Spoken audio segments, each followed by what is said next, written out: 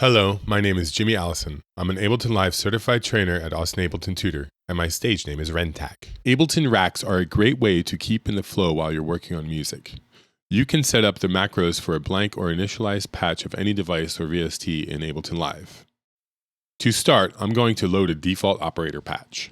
Select the device title bar, then open your context menu by right-clicking for Windows, two-finger clicking, or command-clicking on a Mac. By clicking the group option in the context menu, the selected device will be encapsulated into a rack. Notice how the device is encapsulated by the rack by looking at the beginning and the end of the rack. And you can even add audio effects into the rack by dragging and dropping the effect after the instrument like so. I'm going to add a limiter. For third-party VSTs, you will first need to configure the device. Unfold the device by clicking the little triangle-looking button. Then click Configure. The VST will pop up. Then simply click the parameter that you want to add and they will show up in Live. Some parameters may not be configurable.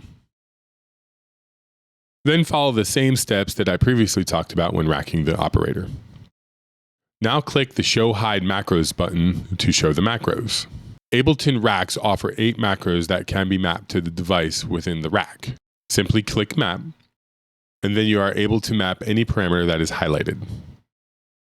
Or you could also open the context menu on the parameter and select the macro from the menu. This method is much quicker. For the default rack, I suggest choosing parameters that you tend to manipulate often, and maybe even leave some macros unmapped for later customization. Also, be aware that the value of the parameter will be snapped to the macro knob, so make any necessary adjustments. Ableton racks are extremely powerful. For example, I want to modify my LFO rate. I prefer to limit the range and invert the range so I can go from quarter note to 1/32nd note as I turn my knob clockwise. You can also map multiple parameters to a single macro if needed. When you're finished editing, save the rack by clicking the diskette-looking button.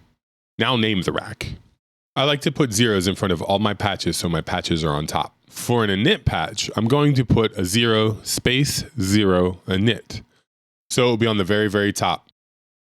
If you make sure to name your folders exactly like the default Ableton folders under categories, your presets will show up under the categories section in the corresponding folder.